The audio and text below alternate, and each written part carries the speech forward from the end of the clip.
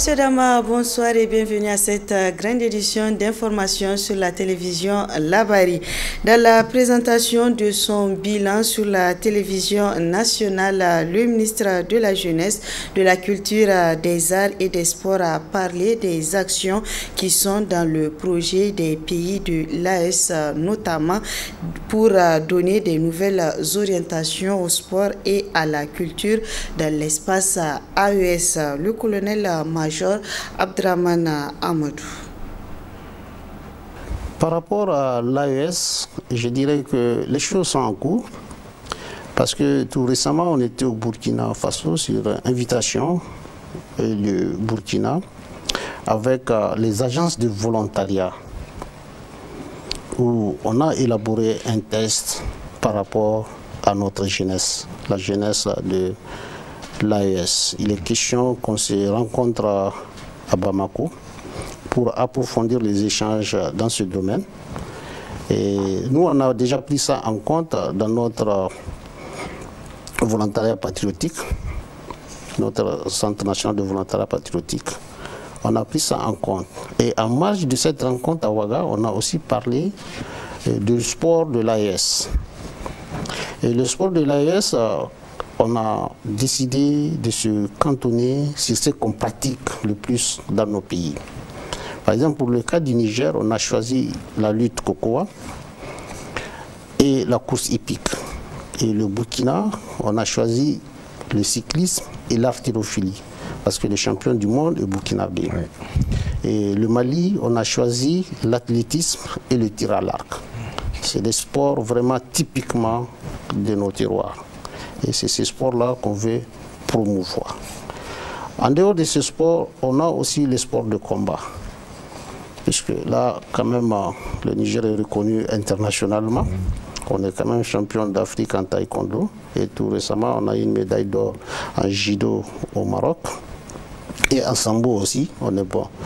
Par rapport à ce sport, on a déjà organisé une compétition AES au Mali avec la fédération Russie. Le Niger était classé deuxième. Et ces genres de compétitions, on veut les multiplier entre l'AES et les pays partenaires de l'AES. Actuellement, ce projet aussi est en cours. Probablement une compétition aura lieu soit au Niger ou en Russie. Et ça, c'est pour le taekwondo. Et le sambo. Le sambo qui est aussi un art martial composé du judo, du karaté. Et l'art martial est d'origine russe. Donc c'est ce projet qu'on a. Pour ce qui est de la culture l'AES, on a déjà un programme qui est en cours, qu'on a monté avec nos experts de la culture tout récemment au Mali. Actuellement, ce programme-là est en étude dans les différents pays pour son approbation, probablement la semaine prochaine, parce qu'on ira aux festivités culturelles de Ségou au Mali la semaine prochaine, où le Niger est aussi invité comme pays invité d'honneur. Dans un communiqué signé par l'administrateur délégué de la ville de Niamey, interdiction est faite à la population de construire des fosses septiques dans la voie publique et invite celles qui l'ont déjà fait à se conformer au texte dans un délai d'1 an pour mieux cerner les tenants et aboutissants de cette mesure. Suivons ce reportage signé Adam Soumana et Ibrahim Abdou.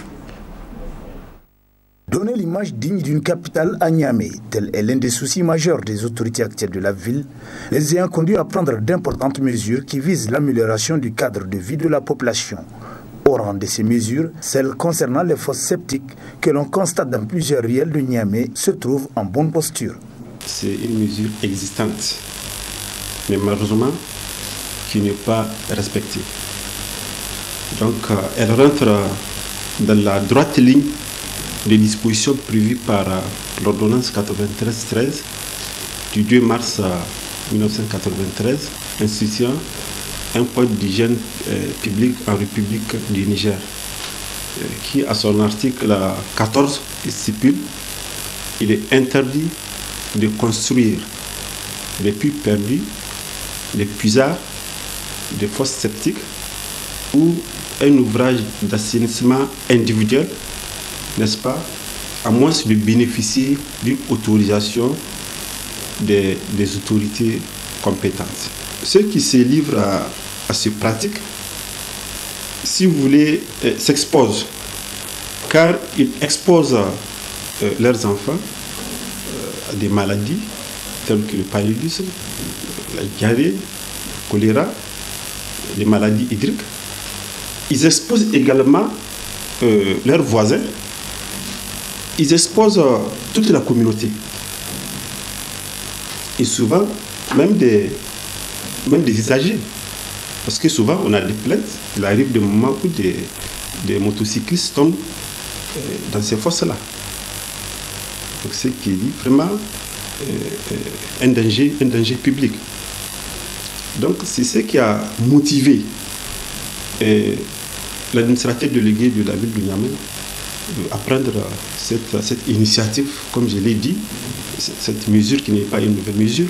Occasion pour ce responsable municipal de lever tout équivoque sur cette mesure. Pour montrer effectivement que cette mesure, ou ces mesures, n'ont pas été prises contre les populations, mais pour l'intérêt des populations, il a été donné un délai d'1 an pour demander, n'est-ce pas, à tous ceux qui sont dans cette situation de pouvoir vraiment se conformer.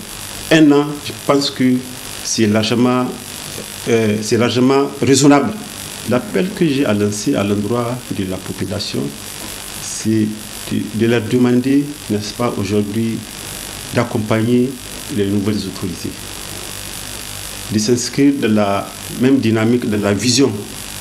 Aujourd'hui, si cette mesure a été prise, c'est vraiment dans le souci de rendre notre capitale propre. La modernisation de la ville de Niamey passe par, n'est-ce pas, le sacrifice, passe par l'accord de tous, passe par l'accompagnement de tous. Et je crois que c'est ce que nous ne cessons jamais de demander, c'est ce que la population demande. Le changement s'est fait, n'est-ce pas, avec tout le monde. Et tout le monde doit accepter d'aller dans le sens du changement aussi. Un délai plus que raisonnable donné par les autorités compétentes à ceux se trouvant dans cette situation pour se conformer à la loi. Faute de quoi, comme le dit un adage, qui aime bien, châtie bien. Le Niger vient de former la toute première promotion des médecins pharmaciens biologistes. Ils sont au nombre de 8 médecins qui ont décroché leur diplôme d'études spécialisées en biologie clinique hier vendredi au cours d'une cérémonie présidée par le ministre de l'Enseignement supérieur, professeur Mamadou Seydou, dont cette promotion porte le nom. On l'écoute. Nous avons initié ce projet il y a quelques années. Vous savez que nous nous engageons sur une voie complexe, mais ô combien nécessaire. Le chemin n'a pas toujours été facile, mais la volonté de créer une formation de qualité pour les professionnels de santé, ici chez nous, a toujours été au cœur de notre vision. Nous avons franchi des étapes importantes, surmonter des obstacles, et c'est avec une grande fierté que nous célébrons aujourd'hui l'aboutissement de ce rêve en ce qui concerne la biologie clinique. L'arrivée sur le marché du travail de cette première promotion est un signe fort du dynamisme et de la vitalité de notre secteur. Elle témoigne de l'importance croissante de la biologie médicale, biologie clinique, dans le système de santé, de l'engagement de l'État pour renforcer la formation de qualité et de notre volonté de garantir à nos citoyens une prise en charge toujours plus professionnelle et de qualité. Nous sommes résolument engagés à soutenir les secteurs de la santé et de la biologie médicale, le volet formation, et à veiller à ce que des infrastructures modernes, adaptées, ainsi que des outils de formation de pointe soient accessibles pour les futures générations. Chers diplômés, en tant que médecins biologistes et pharmaciens biologistes, vous serez les gardiens de la qualité et de la sécurité des examens de laboratoire qui jouent un rôle fondamental dans le diagnostic, le suivi du traitement et la prévention des maladies. Vous aurez la responsabilité de guider, d'orienter et de conseiller vos collègues cliniciens et de vous assurer que les résultats des analyses servent au mieux pour les besoins des patients. Votre rôle désormais est de contribuer activement à l'avenir de notre pays en mettant vos compétences et vos savoirs et savoir-faire au service de notre nation. On constate sur les marchés une gamme de variétés de pesticides et intrants chimiques, des produits accessibles à bon prix mais qui comportent des risques sur la santé et sur l'environnement, d'où cet appel à plus de prudence d'un environnementaliste dans ce reportage de Hassan Saleh Mustafa et Nasser Seydou. Ils sont de tout genre et ils sont beaucoup utilisés au Niger. Ce sont les intrants et pesticides chimiques qui malheureusement constituent des menaces sérieuses pour la santé et même pour l'environnement. Ce sont des substances qui sont extrêmement dangereuses, non seulement pour l'environnement mais aussi pour la santé. Puisqu'on l'utilise pour tuer des nuisibles. Ça veut dire que c'est en quelque sorte des poisons. Et de plus en plus, on constate que les agriculteurs utilisent ces pesticides-là venus de n'importe où, et principalement de nos pays voisins. Nous avons des frontières qui sont poreuses malgré le contrôle, mais les populations, à cause du prix, préfèrent aller acheter ces produits-là ailleurs, ou des produits qui sont importés. Ils sont importés des pays frontaliers sous plusieurs formes. Vous allez les voir dans des emballages parfois qu'on n'arrive même pas à identifier, ou avec des notices illisibles, ce qui montre qu'on les fait rentrer de façon frauduleuse. Ils sont très dangereux parce qu'ils sont rémanents. Ils sont rémanents parce qu'ils vivent longtemps dans l'organisme sans être détruits. Ils restent longtemps dans l'environnement sans être détruits. Ce qui veut dire que leur effet vient à petit feu, comme on le dit, pour détruire l'organisme, pour détruire l'environnement. L'environnementaliste Malam Seydou Sanoussi alerte les utilisateurs de ces pesticides sur les dangers liés à leur utilisation. Les pesticides, on peut les inhaler, on peut les prendre dans des produits.